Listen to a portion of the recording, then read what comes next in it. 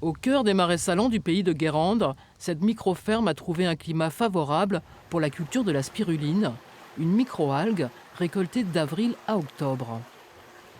Alors la spiruline, elle a d'abord besoin de lumière.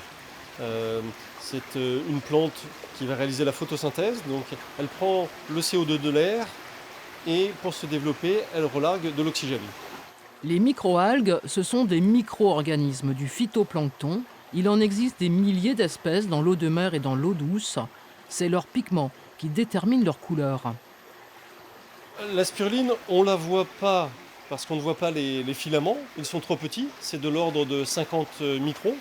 Mais on la voit très bien parce qu'on voit cette couleur intense, ce vert très très foncé qui cache en fait à l'intérieur une autre couleur, le pigment bleu.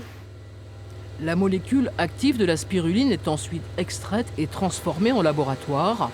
Algosource commercialise notamment des ampoules riches en protéines, un super aliment très prisé des sportifs.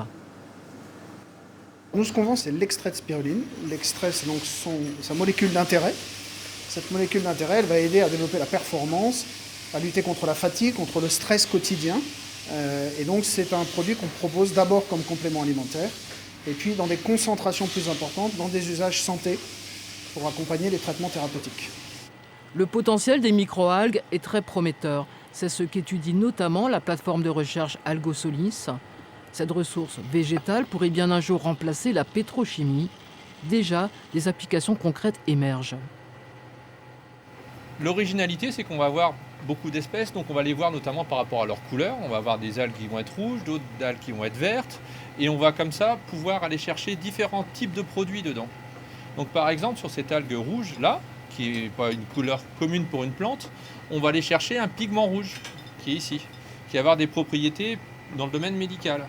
Mais on va aussi, en cherchant bien ce qu'il y a à l'intérieur de cette souche-là, trouver des sucres qui vont pouvoir servir au domaine médical, la santé humaine. Et en changeant les traitements, on va aussi faire du bioéthanol qui peut aussi servir de source de carburant. Ces passionnés d'aviation travaillent tous dans l'aéronautique. Et leur loisir, c'est d'expérimenter l'avion du futur, un avion propre, zéro carbone. Alors tester le biocarburant à base de microalgues est une évidence.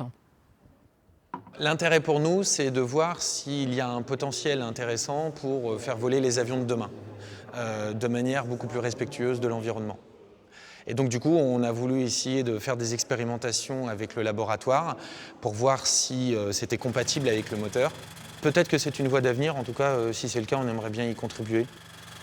Biocarburant de 3e génération, biobitume, médicaments du 21e siècle, les microalgues offrent des alternatives à la chimie traditionnelle. Le défi aujourd'hui, parvenir à produire à grande échelle tout en préservant l'environnement.